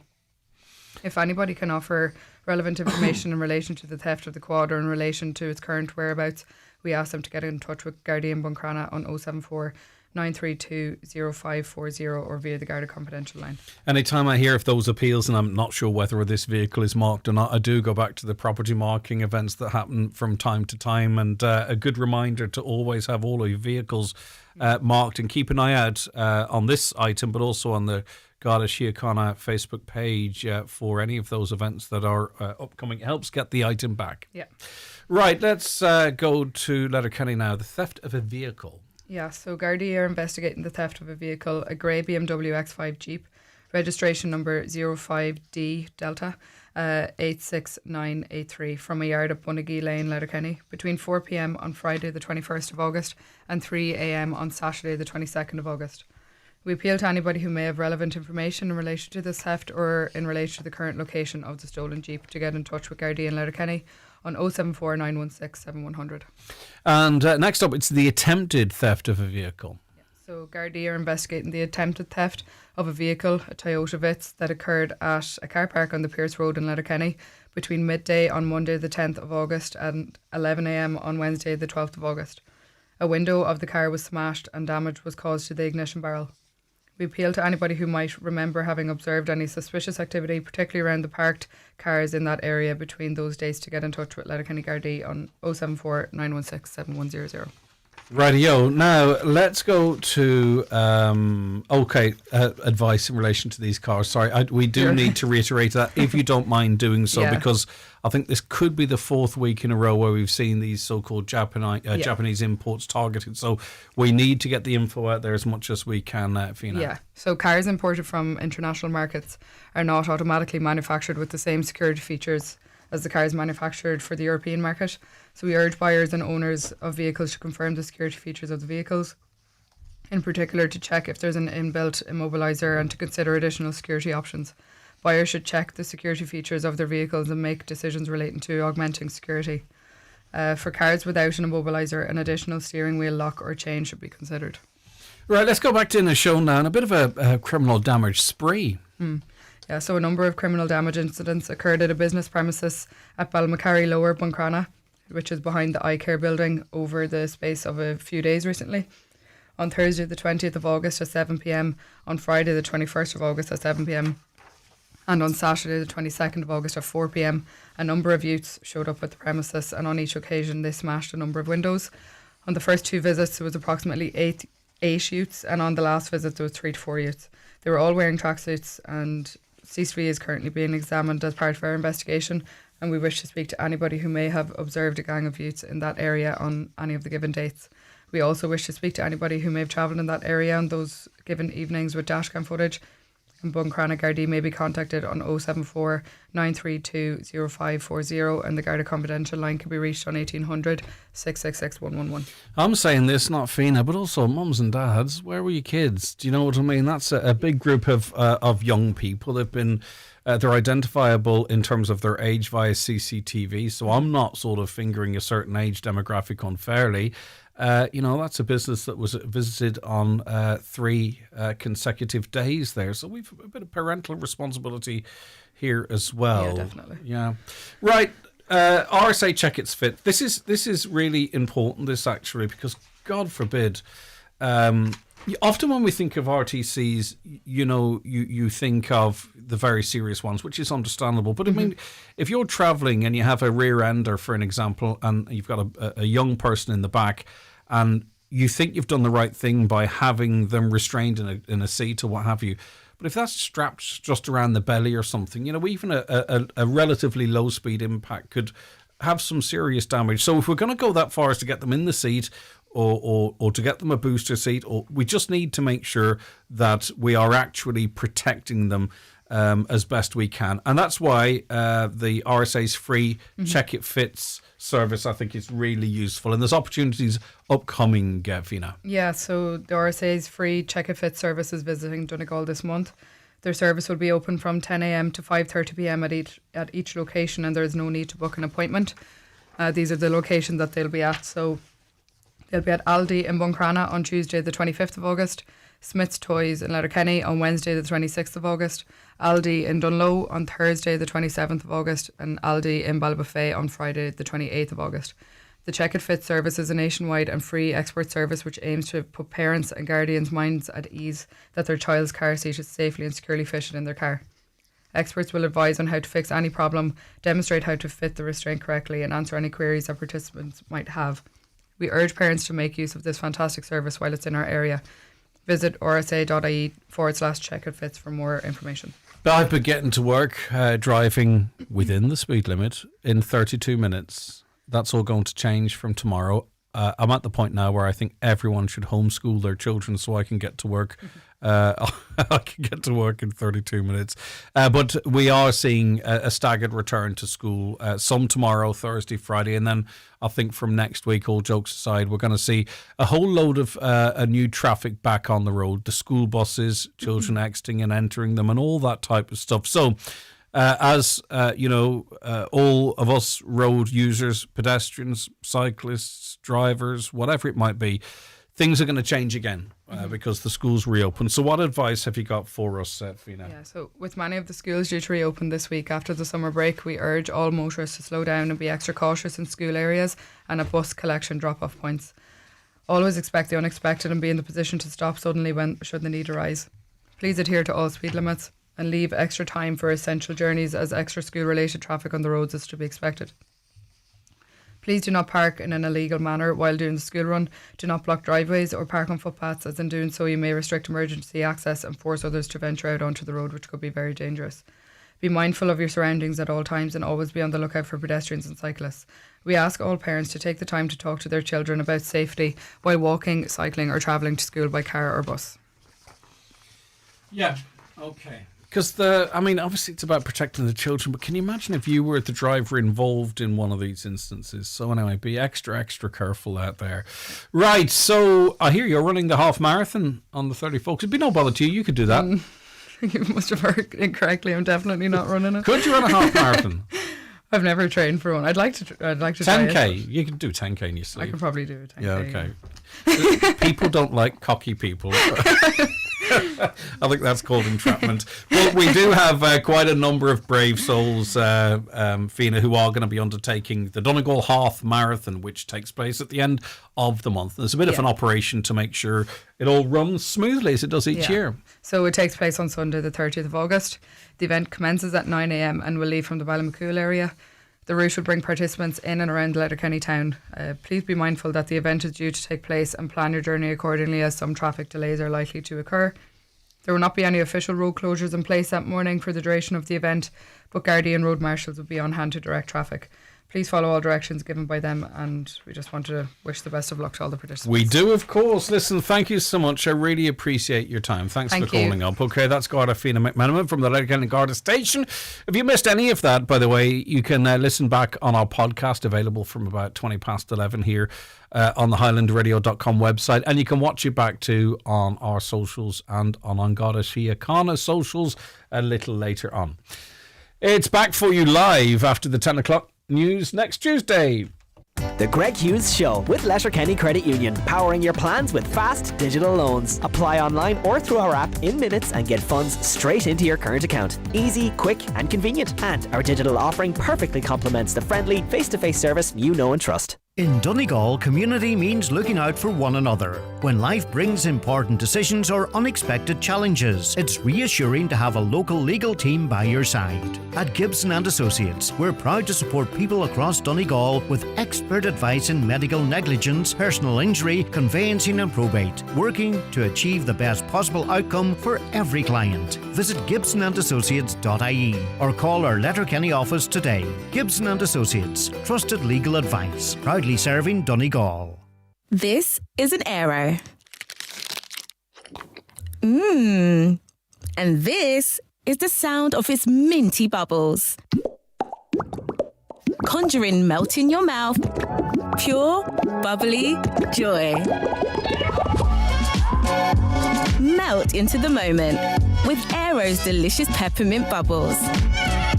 Aero, feel the bubbles melt. Passionate about making music, keen to take the next step. Independent Irish Radio is here to help. As part of the forthcoming Irish Music Month, we'll be playing even more Irish music than ever. We'll be on the hunt for Ireland's newest local hero. So for your chance to record and release a song with guaranteed national airplay, 5k in cash, expert mentoring, PR and industry support, simply stay listening to Highland Radio for more info and see our website and social posts for more.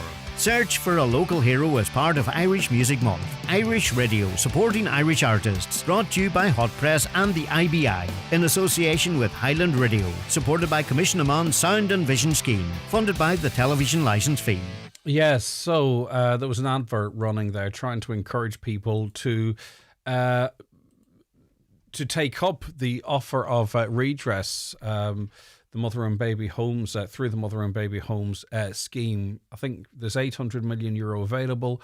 Only 80 million has been drawn down so far, and it is a time sensitive situation because the scheme is only open for a window. And I asked why people aren't taking up the scheme.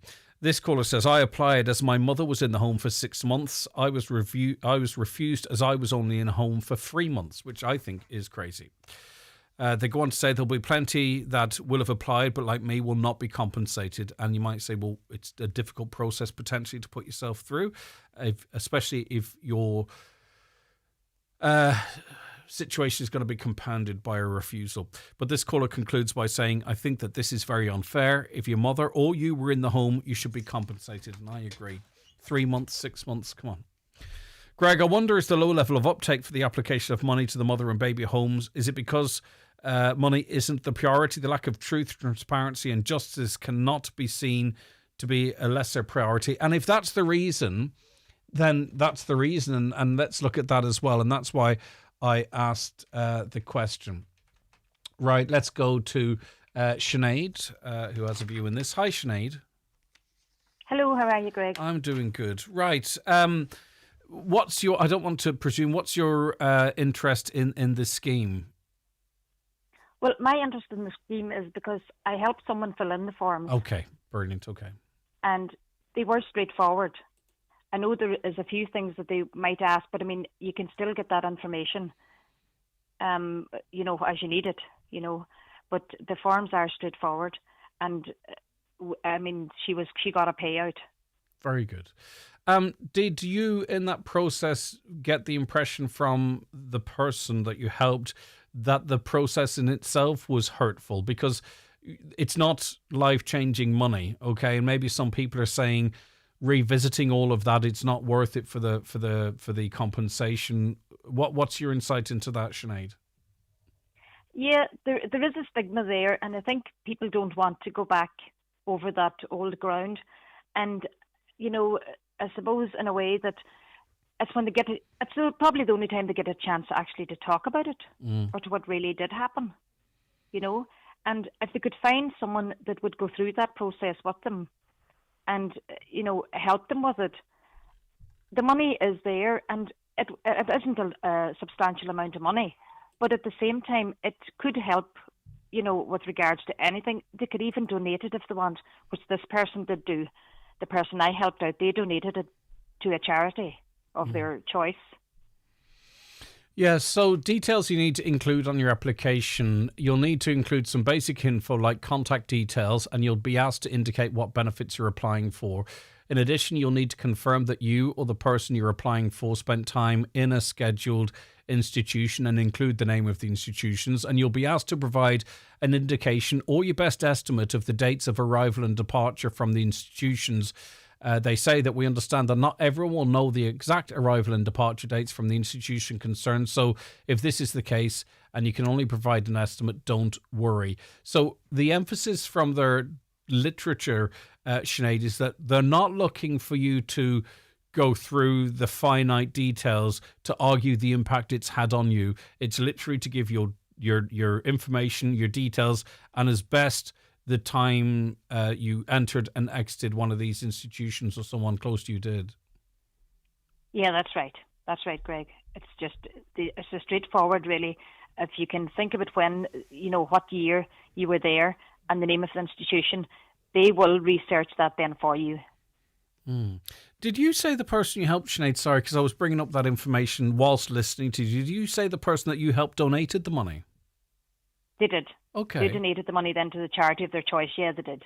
What do you think, if you were to dig a bit deeper into the thought process of that, was it that they didn't necessarily needed it and wanted to help others, or did they feel the money was tainted in some way? I'm sorry to pry, or maybe the conversation never came up. Yeah, that's right. I think they felt the money it was just tainted in some way. They just didn't want it. See, I think that's really interesting, you know. Yeah. As to why people aren't actually applying. Yeah, it really is sad in a way, because I suppose they just thought, oh, you know, it was like dirty money. Yeah, exactly. You know, and as if to say, by taking this, we're giving those responsible of the state a pass. That's the end of it. I can really get that, you know. Now, I can only imagine, Sinead, but I can really get that in some way. If you accept this money, are you saying, right, okay, that's a line drawn under it, when clearly, obviously, that's not how somebody is not going to feel. Also, too, I think they could make it a bit more helpful. They do have a free phone number in Ireland, but I think, too, there's an awful lot of people affected by this that are in Scotland, America, Canada, or wherever they might be, and I think they do need to make it more internationally accessible, as well as looking after people here within the Republic, or on the island, sorry, I should say. Yeah, that's for sure. Okay. Right, but I think, you know, a buddy system is a good idea, to have someone sitting there, even if it's not assistance you need, just to be there with you going through the process, which you say relatively straightforward. Yeah, definitely relatively straightforward, because I mean, they send the forms to you, so there's paper forms that you can fill in, you know, and take your time, you know, to do it, even do half of it and sit back and give yourself time to think about, you know, maybe dates and that, you know. Yeah. Because I mean, when the forms come, I mean, it's like a booklet type form. So when it comes initially, I mean, it looks, oh gosh. Yeah, I know what you mean. Yeah. But there's a lot of that stuff's not even needed. You know, it's just not applicable to you. You know, so you don't have to. You can put a line through it, you know, and just fill in what's needed and what's necessary and what you think is enough. Okay. Well done to you, Sinead, for helping the person out, and thank you for coming on and giving me more of an insight into it. I really do appreciate it. No problem, Greg. Thank you so much. Okay, have a great day, Sinead. And sure, if there's anyone needing help, maybe, Greg, that's a good idea. Maybe we could set up a buddy system of some sort. Yeah, I think so. And you know what? Maybe it could build into something different, some sort of a network or support. I'd imagine, Sinead, there are people feel very isolated, even though it's talked about quite a bit now, but they feel isolated in their experience and other people's understanding. I would try and have an understanding of it, Sinead, but if I haven't been through it, I can't truly, That's right. get... No, yeah, exactly, yeah. And there's a lot of people out there maybe that has family members that don't know that they've gone through this. They've never spoken about it. Yeah, very good point, which is Sinead. quite sad too, It surely is. No, definitely. So if you decide to set up something now, Greg, I can help out. Well, we'll definitely facilitate it no if we can, Sinead. No better woman than yourself. Thank you so much indeed. Thank you That's so Sinead much, there. Bye-bye. By the way, you can call this telephone number, 1-800-843-354. It's a free phone number, 1-800-843-354. Get the form sent out. Have a look at it.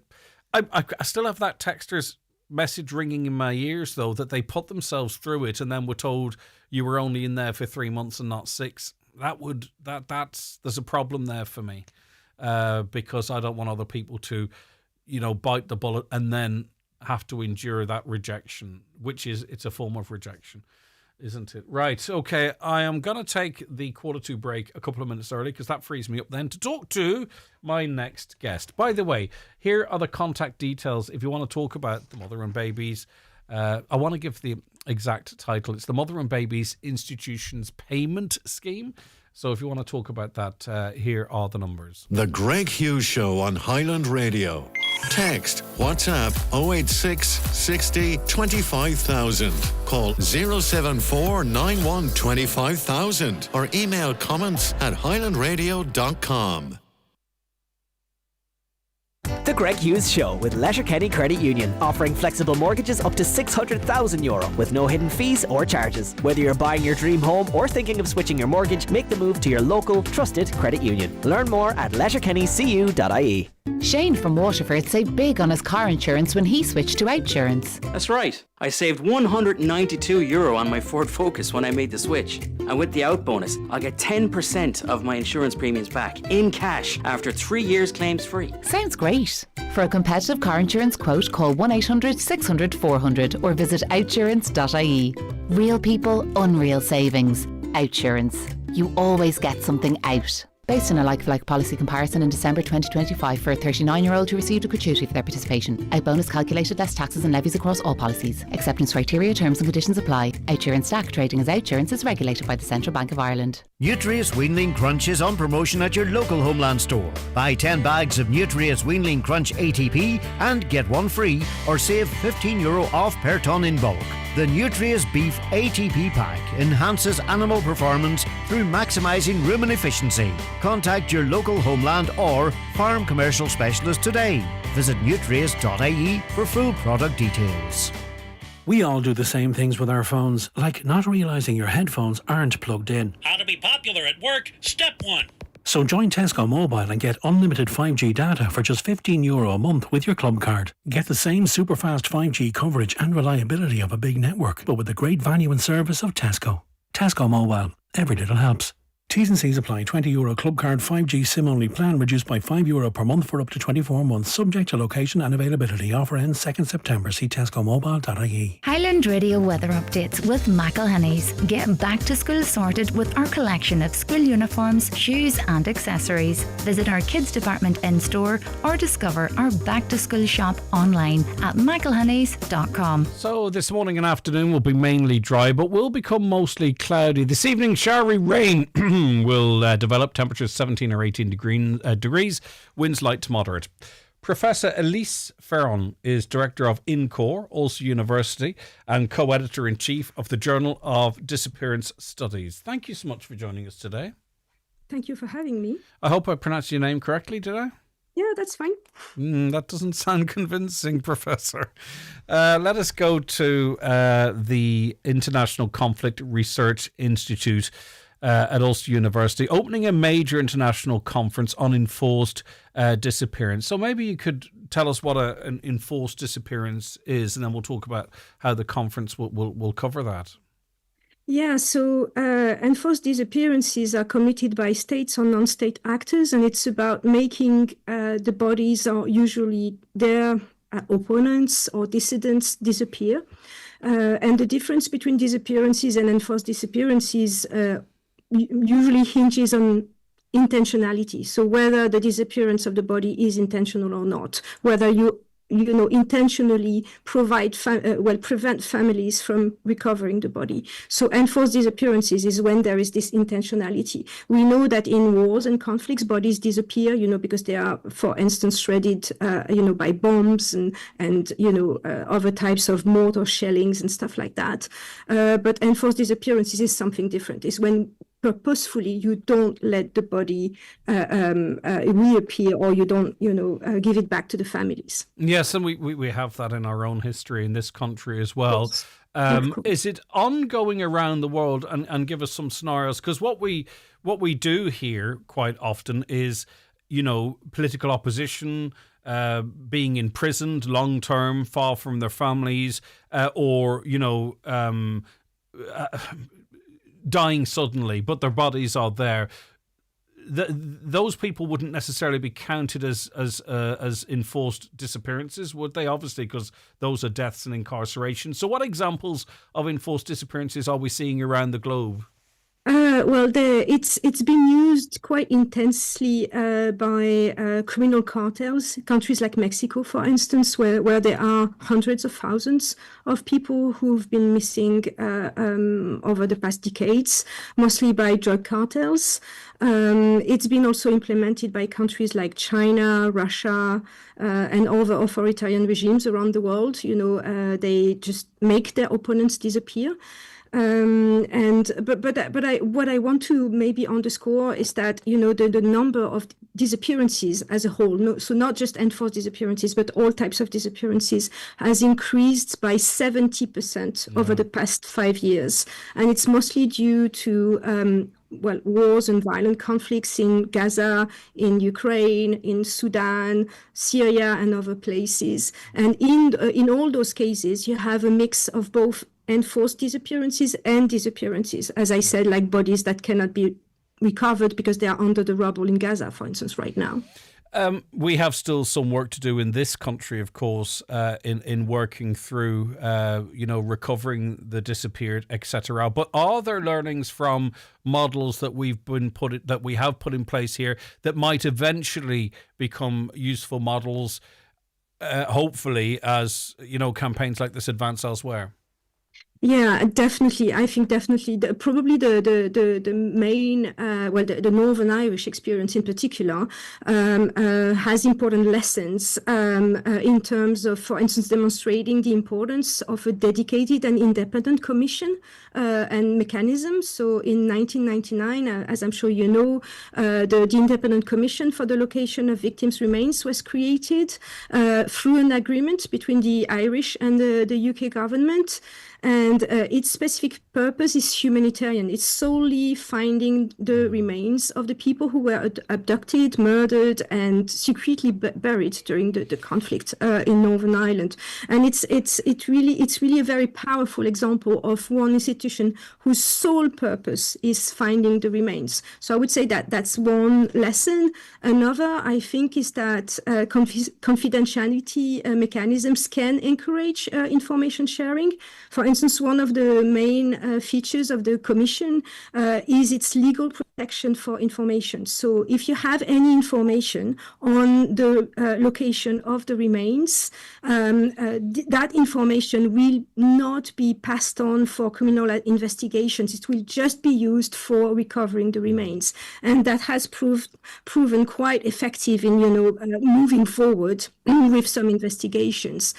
Also, I think in the case of Northern Ireland shows how important cross-border cooperation is because the cooperation operates cross-border, and it's very important because in Ireland, both disappearances that happened before the partition and after, sometimes happened on the other side of the border. So it's very important that there is this cross-border cooperation and that forensic work is done jointly by, and supported by both governments. Yes, we could quite easily speak for an hour on this. There's just no doubt about that. And we still perhaps couldn't fully emphasize the significance of this conference, not just nationally, but internationally.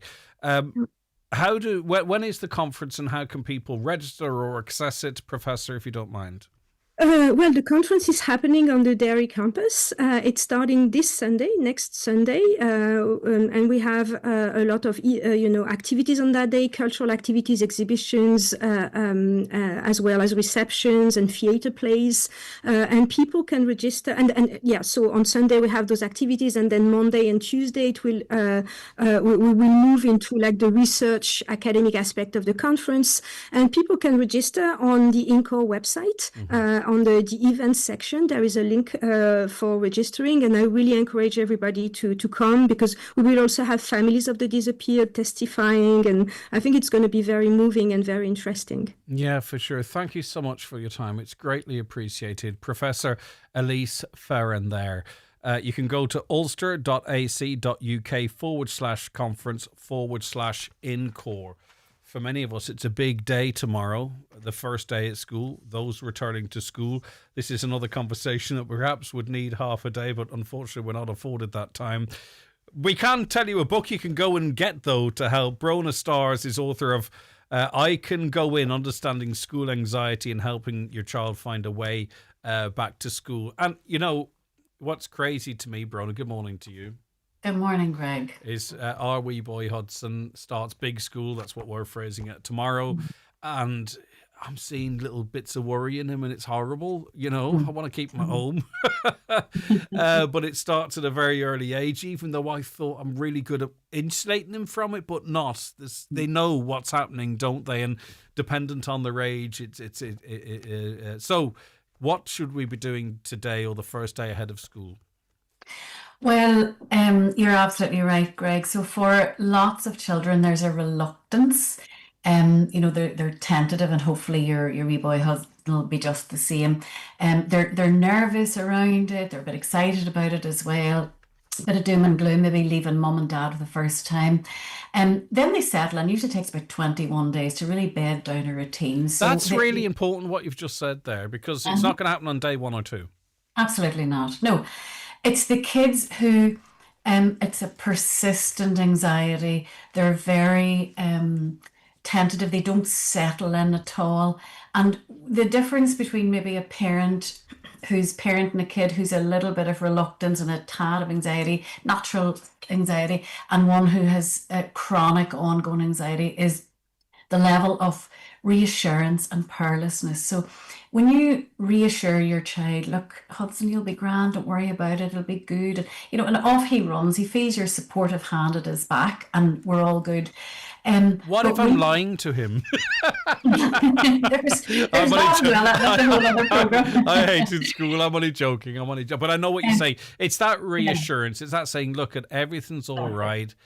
Nothing changes. You're just going into school, and you're still in this safe space. But actually, when you have a chronically anxious child, reassurance is the top parenting strategy, and it's an absolute and utter waste of time, because reassurance creates comfort rather than confidence. And very often I would say to parents, you know what? Go and get yourself a cardboard cutout of yourself and a wee tape recorder and press play and go way off and do something different, because you have the same verbatim conversation over and over and over again. So how do we cut through it then and get down to useful stuff? So I have a 4-stage strategy, and I suppose what happens with children with anxiety is we do a bit of breathing techniques, and then we try to get a phased return, and actually we set them up for failure. So the first stage is regulating their nervous system, and actually not with breathing techniques at all. I tend not to be a fan of those. There's lots of other things. Then the second one is when you have calmed the nervous system down. These children don't know how to think with resilience, so parents have to teach them how to do that. For example, if you've got a 14-year-old daughter who's very anxious, she's got a nervous system that's 14 years old, that's hardwired for insecurity. She's got a thought process that's hardwired for fear. A lot of their thoughts start with 2 words, what if? So what if mummy dies, and what if I can't go in, and what if I fail, and what if I die, and what if the burglars come? Yeah. So they're the first 2 steps. The third one is taking baby steps out of the comfort zone. Maybe your kid, parents tend to do an awful lot for these children. So if you, let's say she says, Mum, we'll go to the shop, I want a bottle of water, would you go in and get me one? So maybe those baby steps are actually go you and yourself or come you in along with me. And then we're ready for the big steps. So the big steps are moving towards being able to go to school. For example, one of the big things when a child hasn't been able to go to school for a while is they lost the capacity to concentrate. So teaching them how to concentrate, getting their sleep rhythms right so that they can actually physiologically manage the school day. So actually there's a ton of things that parents can do.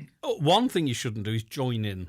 I think there's a lot of anxious and worried parents, and they might join in, and we need to be the adults in that situation, don't we? And listen, that's fantastic little tips. I wish we had more time, but it's all in the book anyway, for crying out loud. I can't go in, which was me. I was a refuser, right? So it's an interesting book, and it's practical, and you layer it out. And even in those little 4 steps, which aren't little at all, it makes perfect sense, you know, to build up that little bit of resilience, to not just the old pull yourself together, you know, but to be meaningful and get in there with some solid advice.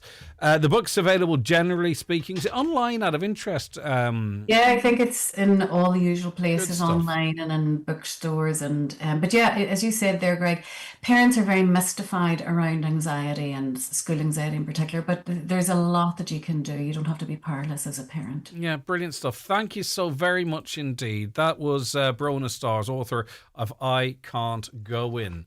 Right, that's where we leave it on the programme today. Thank you so much. A busy show. Fantastic. Good luck to everyone, by the way. I'm off tomorrow because we're going to, because it's such a big day. I want to be there. We want to be there for Hudson's first day at school. Perhaps maybe it's an overreaction. I don't know. But anyway, I'm taking the day's annual leave to be there. I'm back with you on Thursday. Donald's going to be in looking after you. So lots of us are going to be in the same boat, you know. And all we can do as mums and dads, guardians, granny and granddads, whomever, is do our best, isn't it? That's all we can do. It's a big day for the first day at big school, going into secondary school, maybe going back in after